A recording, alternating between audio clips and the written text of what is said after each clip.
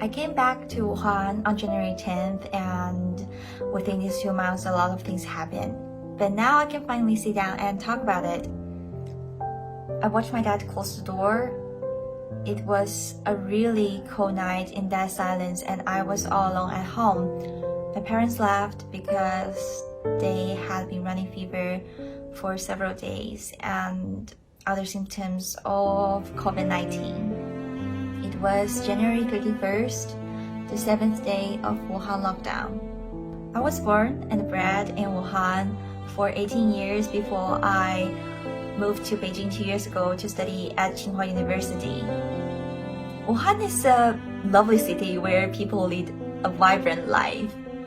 In Beijing, I would always crave for the hot dry noodles back home, 热干面, and really loud conversations in Wuhan dialects popping up on the street. But when I stood at home on the 31st of January, all that was gone. Before I arrived home for Spring Festival, my parents and I have talked about making sure that we took really good family photos during the Spring Festival holiday. The virus we now know as COVID-19 is somehow fearsome, partly because it does not discriminate in who it infects. But that's only partly true. All the evidence suggests that it can be merciless to older people, so I was wondering whether my parents would make it and whether we would ever take that photos. When they left home, I cried whole night and I hardly got any sleep before I knew that they had settled down in the hospital. This was the first time in my life that I was all alone. But don't get me wrong, I can be really independent. I can cook, I can do the laundry, and of course, like any young Chinese people, I can buy things online. But I had no idea how to live without my parents. On their second day away, my parents called and asked me how I was.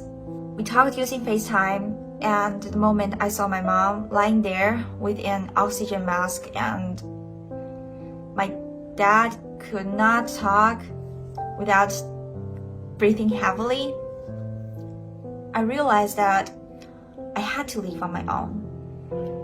The responsibility for our family that lay on my parents' shoulders for years had now passed on to mine. The only thing I could do is to take care of myself and make sure that they wouldn't worry about me when they were having treatment. And this is also the first time that I realized how much I loved them. Over days and weeks, I discovered there are many others who had experiences similar to mine. About 2 weeks after my parents went into hospital, I came across fever and I had to go into quarantine and be put under medical observations for 14 days. Fortunately, my illness turned out due to bacterial infections, but not COVID-19. Not surprisingly, those under quarantine were extremely anxious. On the day I and some other patients arrived, some of us feel extremely uneasy about being totally isolated and began to wonder whether this is where we would die. Everything was hectic. There seems a shortage of medical staff and materials were in short supply. Even though the doctors and the nurses were covered from head to toe, I could see how tired they were when I looked into their bloodshot eyes.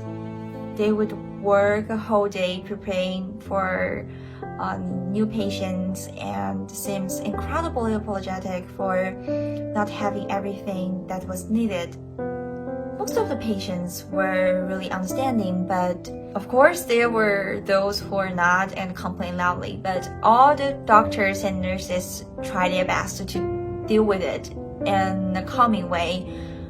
And they are all from other cities like Shanghai and Guangzhou, and some of them are just 3 or 4 years older than me. One thing I would not forget is that one day, apart from our lunch set, we have hot dry noodles. I was extremely happy when I saw the hot dry noodles because for Wuhan people, hot dry noodles was an indispensable part of our daily life. But after the lockdown, we were not able to buy any and we miss it so much. Then I knew that it was a volunteer from Shenzhen who happened to know that we all loved hot dry noodles and prepared that for us. He hoped that this would make us feel at home.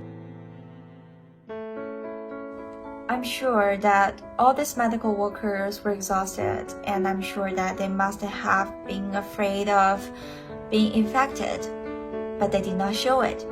When the quarantine was over, every patient effusively thanked all the workers for what they have done, but the answer we received was exactly the same. That's what we are here for. Chinese people have always demonstrated a strong sense of unity in the face of challenges. I'm a real millennial girl who was born in 2000. At the age of 3, I could sing national anthem and first encountered the word 万众一心, which in at least one translation is rendered as millions of hearts with one mind. At the age of 8, I first learned the meaning of 一方有难八方支援, referring to helps from all directions. When I saw people try their best to save others' life in Wuhan earthquake, it is only now at the age of 20 I fully appreciate what those words mean. Chinese people have all stood up as one to fight COVID-19. Medical workers from all over the country descended on Wuhan to save others' lives.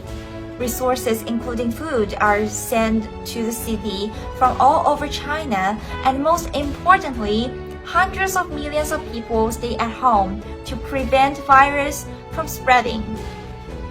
I am so proud that people in my country have all joined in this collective effort. It's natural to fear illness, death, and uncertainty, and it's also natural to feel compassion when we see others suffering. It is the love towards the others that turns the most timid of soul into the strongest warriors, ready to bear the toughest responsibilities and even at the risk of their lives to save others. In this fight against COVID-19, I saw this love shining in medical people, volunteers, restaurant owners, bus drivers, and countless others. What we are living through now is undoubtedly horrible, with a pandemic the likes of which hasn't been seen in more than 100 years. But I still choose to be optimistic, because I see the 万众一心 around the world, that people are working together to try to help others. And with them, I think we can look forward to the day that the COVID-19 is finally defeated. Now I have begun to enjoy sitting in front of my desk, taking courses online with my dearest friends and teachers, and I am overjoyed to see the numbers of infected people finally fall. Spring is here, mom and dad are finally home and are fully recovered. The home of ours is a lot warmer now, and we still have a family photo that we have to take. Thank you.